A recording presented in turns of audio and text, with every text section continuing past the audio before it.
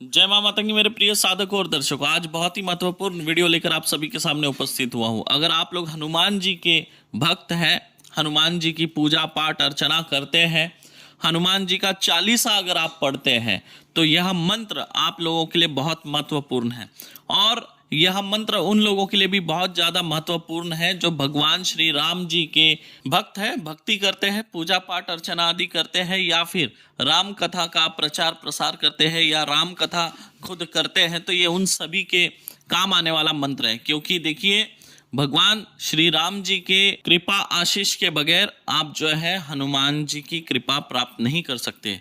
आपको जो है इसके लिए सबसे पहले आपको पात्र बनना पड़ेगा, भगवान श्री राम जी के आशीर्वाद का, कृपा का पात्र बनना होगा। और उसके लिए जो है आपको भगवान श्री राम जी का गुणगान करना होगा, नाम स्मरण करना होगा, भगवान श्री राम जी की भक्ति पूजा पाठ अर्चना आदि करनी होगी।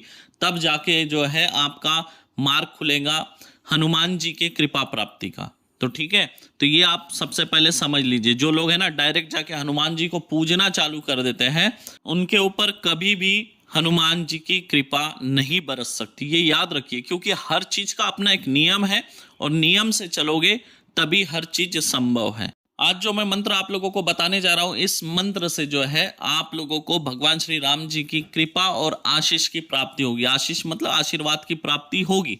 इस मंत्र के प्रयोग से जो है आप लोगों के भक्ति के मार्ग खुलेंगे, साथ ही साथ जो है भगवान श्री राम जी की दया दृष्टि और कृपा की प्राप्ति आप लोगों को होगी।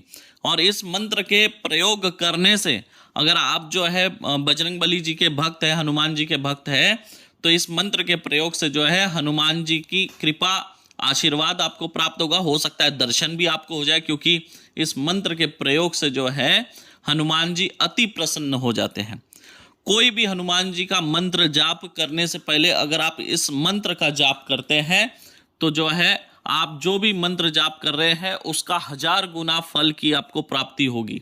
मान लीजिए जैसे आपने हनुमान चालीसा पढ़ा है, 100 बार आपने हनुमान चालीसा पढ़ा, लेकिन अगर हनुमान चालीसा पढ़ने से पहले अगर आप यह मंत्र पढ़ते जो मैं बताने जा रहा हूं भगवान श्री राम जी का, इस मंत्र को पढ़ के अगर आप 100 बार हनुमान चालीसा पढ़ेंगे तो आपको 1 लाख हनुमान चालीसा पाठ करने का फल प्राप्त होता है। सोच लीजिए आप लोग, यानी इस मंत्र को पढ़िए, उसके बाद हनुमान चालीसा 100 बार पढ़ लीजिए, तो क्या हुआ, आपने 1 लाख हनुमान चालीसा पाठ करने का फल प्राप्त कर लिया है। तो सोचिए कितना चमत्कारी यह मंत्र है।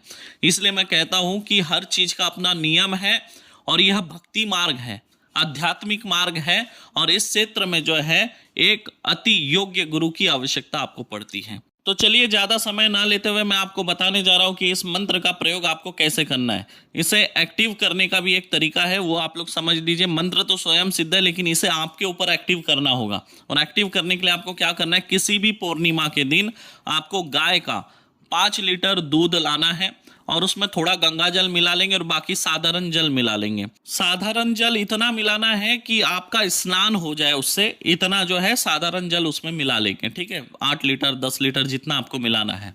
उसके बाद यह जो मंत्र है पूर्व की ओर मुख करना है और भगवान श्री राम जी की एक तस्वीर रखेंगे, एक दीपक जलाएंगे, एक मिठाई रख देंगे और उसके बाद अगरबत्ती जलाएंगे। भगवान श्री राम जी के सामने दीपक जला देंगे और उसके बाद अलग से अगरबत्ती जलाएंगे 5। और इस मंत्र को जो है 31 बार पढ़ना है, 31 फूंक मारना है जो आपने जल मिश्रित दूध बनाकर रखा है उसमें।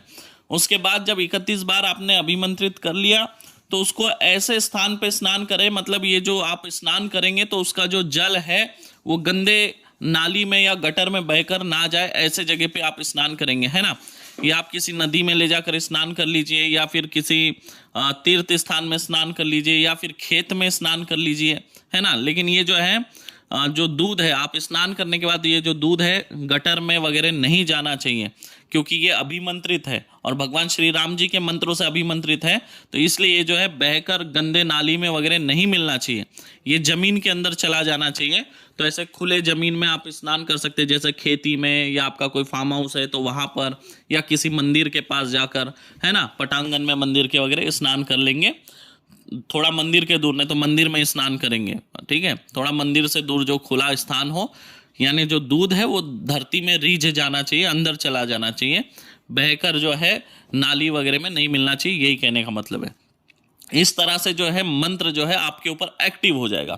अब यह मंत्र आजीवन आपके ऊपर एक्टिव हो गया है। जब तक आप जीवित है, जब तक आपका शरीर है, तब तक आप इस मंत्र का प्रयोग कर सकते हैं। जैसे मान लीजिए आपको हनुमान चालीसा का 5 बार पाठ करना है, तो उस 5 का 5 गुना, ठीक है, 5 का 5 गुना कितना होता है? 25। मतलब यह जो मंत्र है 25 बार पढ़ेंगे और 25 बार पढ़ने के बाद 5 बार जो है हनुमान चालीसा का पाठ करेंगे। अगर आपने मान लीजिए 5 बार हनुमान चालीसा का पाठ किया तो जो है आपको 1000 हनुमान चालीसा पाठ की कृपा प्राप्ति हो जाएगी। मतलब आपने 5 बार ही मंत्र पढ़ा, लेकिन 5000 बार हनुमान चालीसा पाठ करने पे जितने फल की प्राप्ति होती है, उतने फल की प्राप्ति केवल 5 बार मंत्र पढ़ने से आपको हो जाएगी। है ना, चमत्कार से कम है ये मंत्र? नहीं है। लेकिन ये सारे जो गुप्त मंत्र हैं ये गुप्त रह गए हैं, रहस्यमय तरीके से गुप्त रखा गया है। क्योंकि क्या है, अगर हर व्यक्ति इसे जान ले तो हर व्यक्ति जो है ईश्वर की कृपा प्राप्ति का पात्र बन जाएगा। इसलिए जो है इन्हें गुप्त रखा गया। क्योंकि क्या है, कुछ लोग जो होते हैं वो राक्षस प्रवृत्ति के होते हैं। राक्षस प्रवृत्ति के जो लोग होते हैं वो ईश्वर की कृपा प्राप्ति करते हैं और साधारण लोगों के ऊपर जो है अत्याचार करते हैं। आप लोग भस्मासुर के बारे में तो जानते ही होंगे और यह भी जानते होंगे कि भस्मासुर ने जो है कठिन तपस्या, आराधना, साधना करके जो है बाबा भोलेनाथ को प्रसन्न किया था। और बाबा भोलेनाथ जी ने जो है उसे वरदान भी दिया था, क्योंकि उसने वरदान ऐसा मांगा था, मैं जिस पे हाथ रखूं वो भस्म हो जाए। अब देखिए राक्षस प्रवृत्ति होती कैसी है। पहले तो आप किसी देवी देवता की साधना करते हैं, बड़ी कठिन तपस्या करते हैं और वरदान भी प्राप्त करते हैं। और वरदान प्राप्त होने के बाद उसी देवता के ऊपर आप डाउट करते हैं, शक करते हैं कि भाई आपने मुझे वरदान दिया या नहीं, ये सच है या झूठ है करके उनकी टेस्ट लेना चाहते हैं कि वरदान मुझे मिला या नहीं। और वो देखते हैं कि किस पे हाथ रखूं और भस्म करूं, तो उनको आसपास कोई दिखता नहीं है भस्मासुर को, तो उनको सामने दिखाई देते हैं भगवान श्री महादेव। और महादेव जी के ही ऊपर वो जो है हाथ रख के भस्म करने चला होता है। और महादेव जी जो है इधर उधर जो है उससे बचते फिरते हैं। और भगवान विष्णु जी बीच में आकर जो है स्त्री का रूप धारण करके उसे मोहित करके नचाते हुए जो है गलती से उसका हाथ उसी का सर के ऊपर रखवा देते हैं नाचते नाचते, जिससे वो भस्म हो जाता है। तो कहने का मतलब यही है कि यहाँ कलयुग है और कलयुग में जो है अच्छे लोग कम हैं, बुरे लोग ज़्यादा हैं। इस तरह के जो मंत्र है इसीलिए गुप्त रखे गए हैं। अगर कहीं पे ये मंत्र मिल भी जाए तो इनका विधान क्या है, किस तरह से इसे करना है, ये आपको नहीं मिलेगा। ये इसलिए नहीं मिलेगा क्योंकि पुराने टाइम में क्या होता था, जैसे मंत्र की बुक अलग होती थी और विधि की बुक अलग होती थी। आप समझ लीजिए, यानी 2 पार्ट में किताब होती थी। यानी जो भी हस्तलिखित ग्रंथ लिखे जाते थे, तो जैसे ग्रंथ 1 में क्या होता था, सिर्फ मंत्र लिखे होते थे, और ग्रंथ 2 में क्या होते थे, विधि लिखे होते थे। मतलब 1 नंबर है, 1 नंबर का मंत्र, ठीक है। तो दूसरे बुक में लिखा होता था 1 नंबर और उसकी विधि। यानी अगर किसी के हाथ में मंत्र की बुक लग जाए तो भी कोई काम की नहीं, अगर किसी के हाथ में विधि की बुक लग जाए तो भी कोई काम की नहीं। काम की तब होती थी जब दोनों किताबें हाथ में लग जाए। और पुराने टाइम में क्या होता था, ये जो दोनों किताबें हैं इनको एक स्थान पे कभी नहीं रखा जाता था। एक किताब अगर आपको मंदिर में मिलेंगी तो दूसरी किताब आपको कहीं और मिलेंगी, यानी एक स्थान पे कभी दोनों किताबें नहीं मिलती थी। और वो जो दोनों किताबें अगर एक स्थान पे आना है तो उसी व्यक्ति को पता होता था जिसने छुपा के रखा है। तो इसीलिए ये जो मंत्र है यह मंत्र गुप्त रह गए। मंत्र है तो विधि नहीं है और विधि है तो मंत्र नहीं है।